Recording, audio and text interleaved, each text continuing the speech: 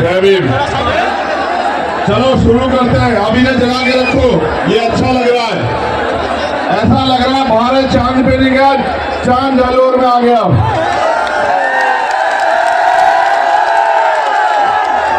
मैंने सभाएं बहुत की है पूरे देश में,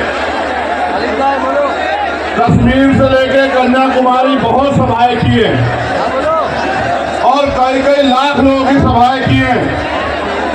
लेकिन आज जो जालोर में प्यार आपने दिया है ऐसा कहीं नहीं मिला। बहुत बहुत धन्यवाद जालोर।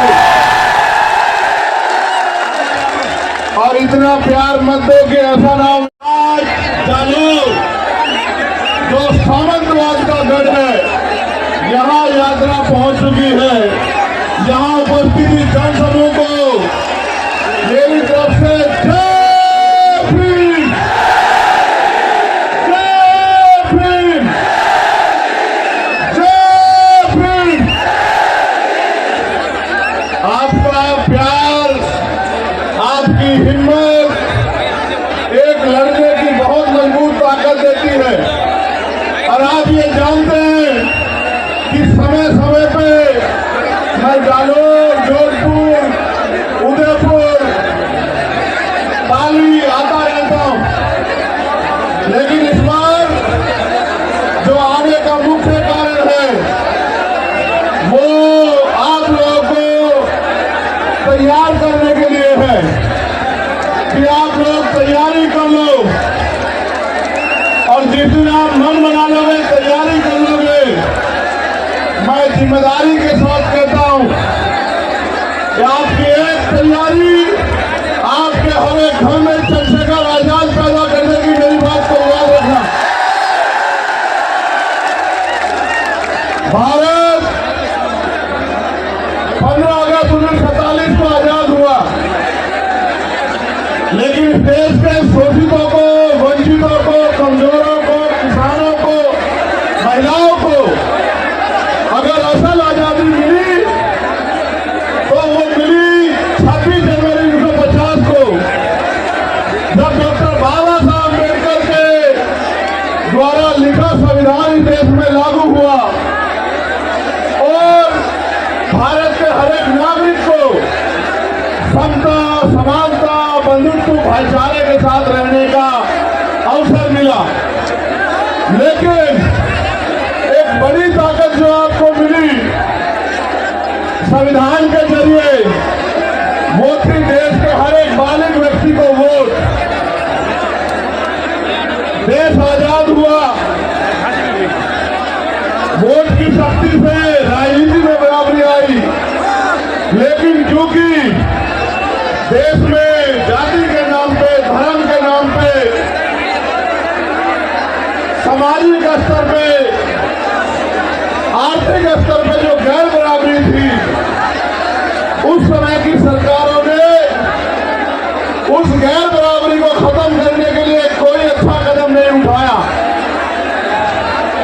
धीरे धीरे अमीर अमीर होता गया, गरीब गरीब होता गया और आज ऐसा समय आ गया है कि देश की 90% पूंजी 10% लोगों के हाथ में है और देश के 90% लोग 10% साधनों से अपने जीवन को जी रहे हैं। अभी अभी बिहार में जातिगत जनगणना के आंकड़े सार्वजनिक हुए। वो आंकड़े कहते हैं कि भारत में जो बिहार है, जिसके लिए अभी जनगणना हुई, वहां 90% आबादी दलित, पिछड़े, आदिवासी और अल्पसंख्यक समुदाय की है। अगर राजस्थान में भी आप लोग जातिगत जनगणना करवा दो तो यहां भी आपको पता रहेगा कि यहां भी 90% आबादी दलित, आदिवासी, पिछड़े और अल्पसंख्यक समाज की होगी। अब सवाल यह है कि जिनकी आबादी 90% है, उनके हिस्से में क्या है। और इस सवाल को अगर धरातल पे देखो तो ये महसूस होगा कि नरेंद्र उद्धव है, न उनके पास रोजगार है, न उनके पास पर्याप्त नौकरियां हैं, न उनके पास जमीन है और न ही उनके पास और किसी तरह का साधन है कि वो स्वाभिमान सम्मान का जीवन जी पाए। ये स्वाभिमान सम्मान का जीवन मांगने से नहीं मिलता है। अगर स्वाभिमान सम्मान का जीवन चाहिए इसकी कीमत चुकानी पड़ती है। मरको राजस्थान में हम लोग मुंबई से इतने जुल्म, इतना अन्याय और न्याय मांगने पर लाठियां, झूठे मुकदमे, डर बना ले तो ना तो हमें अच्छी पढ़ाई के लिए किसी के आगे हाथ फैलाना पड़ेगा, ना रोजगार के लिए किसी के आगे हाथ फैलाना पड़ेगा, ना अपने बच्चों के लिए बड़े बड़े हॉस्टल बनाने के लिए हाथ फैलाना पड़ेगा, ना हॉस्टल में सुविधा देने के लिए हाथ फैलाना पड़ेगा, ना बहन बेटियों की शादी करने के लिए अपनी जमीन गिरवी रखनी पड़ेगी और उधार लेना पड़ेगा, ना ही बीमार होने पे इलाज आप लोग लाना चाहते हो। तो मैं पूरी जिम्मेदारी से बात करता हूँ कि धरती में जो आने वाला समय है वो सुनहरा होगा, सुनहरा मेरा वादा है आप लोगों से। इसलिए मैं आपसे अपील करने के लिए आया हूँ, अगर आप चाहते हो कि फिर किसी जितेंद्र के साथ, इंद्र के साथ, कार्तिक भील के साथ, ओम प्रकाश रेगर के साथ अन्याय ना हो तो आप अपने पैरों पे खड़े होने के लिए तैयार हो जाओ। जिस तरह से आज हजारों की संख्या में, मैं हजार नहीं कहूंगा, यहाँ की ताकत देख के लग रहा है कि लाखों की संख्या में जिस तरह आप यहाँ आए हैं, अगर आप अपनी वोट को संगठित होकर आजाद समाज पार्टी को दो तो मैं गारंटी से कहता हूं कि किसी सामंतवादी में इतनी हिम्मत नहीं बचेगी कि वो हमारी बहन बेटियों की तरफ आंख उठा के देख ले, वो हमारे बच्चों की तरफ आंख उठा के देख ले। ये कोई मुश्किल काम नहीं है मेरे लोगों, ये बहुत आसान काम है। आसान इसलिए है कि पहले जब राजतंत्र था तो तलवारें चलती थी, भाले चलते थे, हाथी घोड़ों पे युद्ध होता था। आज लोकतंत्र में सिर्फ ईवीएम का बटन दबाना है। अगर आप अपने अंगूठे को तैयार कर दो और अपने साथियों को भी कह दो कि अंगूठा मजबूत कर लो। पहले सामंतवादी ये अंगूठा आपकी जमीन लूटने के लिए लगवाया करते थे, आज ये अंगूठा आपकी तकदीर बदलने के लिए लगेगा। अगर आपने फैसला लिया तो मैं जिम्मेदारी से कहता हूं कि आने वाला कल आपका होगा, आने वाला समय कमजोरों का होगा, किसानों का होगा, महिलाओं का होगा, नौजवानों का होगा। इसलिए मैं आपसे अपील करता हूं, एक समस्या भी मेरे सामने रखी गई है। मुझे बताया गया है कि इस क्षेत्र में पानी की बड़ी कमी है। मैं मीडिया के साथियों से कहूंगा कि मेरी बाकी खबर चलाना है न चलाना, लेकिन मेरी इस बात को जरूर उठाना क्योंकि ये जन समस्या है और यहाँ के लोग, हर जाति धर्म के लोग इस समस्या से पीड़ित हैं। कि सन 1966 में राजस्थान में गुजरात के समझौते से माही बेसिस पर अदारा बांध निर्माण का समझौता हुआ था, जिसमें शर्त रखी गई थी कि सिरोही, जालोर, बाड़मेर के किसानों को खेती के लिए और पीने के लिए 127 टीएमसी पानी दिया जाएगा। बहकर जा रहा है, लेकिन राजस्थान के पश्चिमी जिले को नहीं दिया जा रहा है। और यहाँ के जो केंद्र के जल शक्ति मंत्री हैं भैरव सिंह सुधार जो उसमें रंग डाले, मैं आपसे वादा करके कहता हूं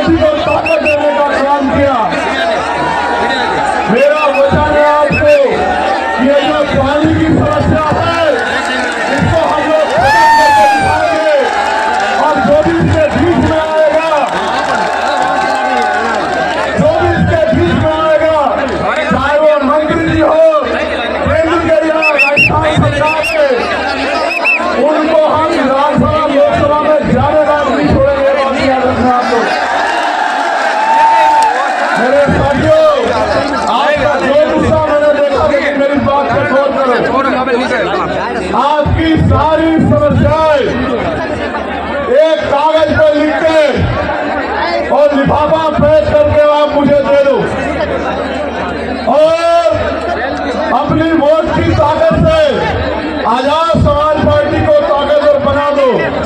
मैं आपको लिख के देता हूं कि भारत के लोकतंत्र में वो शक्ति है, आपकी सारी समस्याएं अगर 6 महीने में हल न करा दी तो मैं राजनीति से त्याग कर दूंगा। मेरी बात पे गौर करो। बाबा साहब अम्बेडकर ने कहा कि राजनीतिक सत्ता वो चाबी है जो आपके सारे ताले खोल सकती है, आपकी सारी समस्याओं को हल कर सकती है। और माननीय काशीराम साहब ने कहा जिसका दल नहीं होता उसके पास बल नहीं होता, और जिसके पास बल नहीं होता उसकी समस्याओं का हल नहीं होता। अगर आप अपनी समस्याओं का हल चाहते हो, सीना तान के इस क्षेत्र में जीना चाहते हो, रोजगार चाहते हो, जमीन चाहते हो, स्वाभिमान सम्मान का जीवन चाहते हो, जुल्म जाति अत्याचार से मुक्ति चाहते हो, तो दोनों हाथ उठा के ऐसे मेरे साथ संकल्प करो। इस बार हम आवाज लगा के संकल्प करो कि इस बार हम आजाद समाज पार्टी को अपने क्षेत्र से जिताकर भेजेंगे, ताकत हिम्मत देके भेजेंगे। आप ये जानते हो, नहीं मेरी बात सब गौर करो, क्या कभी है कोई ऐसा मसला हुआ जब आप पे आंच उठी और चंद्रशेखर आजाद ने आपकी लड़ाई न लड़ी हो? पूरी जिम्मेदारी से बताओ मेरे लोगों। आपको पता जब मैं जालौर आया 4 बार मुझे यहाँ से उठा के यहाँ की सरकार ने दिल्ली भेज दिया, एयरपोर्ट से वापस भेज दिया, 3 बार गाड़ी से लेके गए, 1 बार लेके गए, मैंने उनको वहीं छोड़ा पुलिस के लोगों से, फ्लाइट से लौटा फिर वापस आ गया। यहाँ के अधिकारियों ने मुझसे माथा पीट के कहा कि यहाँ के नेता जिनको वोट देते हैं वो उनकी तरफ देखना भी नहीं चाहते। आपकी दृष्टि में मैंने उनसे एक बात कही, गौर करना कि उनका उनसे राजनीति का रास्ता है। हो और खून कहीं से भी बहे, खून को खून की आती है। जब तक मैं इस क्षेत्र में, क्योंकि कहाँ तक सुन रहे हैं,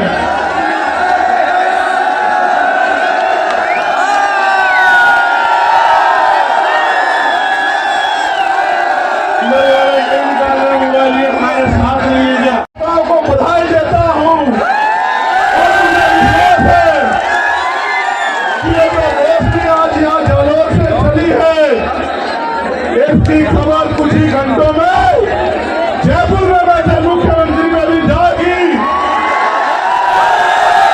और उसके कुछ ही देर बाद दिल्ली में बैठे प्राइम मिनिस्टर में भी जाएगी। मैं ये वादा नहीं कहना चाहता था, लेकिन कह रहा हूँ, एक लाइट वहां जल रही है, देखो ऊंचाई पे, वो देखो वहां।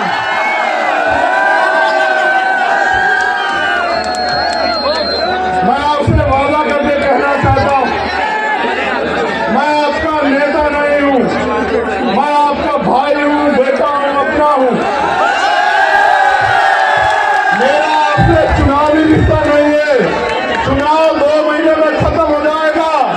मैं वचन देकर कहता हूँ, जब तक मेरे लहू में, मेरे शरीर में लहू का आखिरी कतरा रहेगा, चंद्रशेखर आपके लिए था, आपके लिए है और आपके लिए रहेगा। अभी तो मेरे हाथों में कलम की ताकत नहीं है मेरे लोगों। जिस दिन कलम की ताकत मेरे हाथ में होगी उस दिन देखना, आपकी तरफ उठने वाली हर एक को, हर आपको आपके सम्मान में झुकना पड़ेगा। मेरा वादा है आप लोगों से।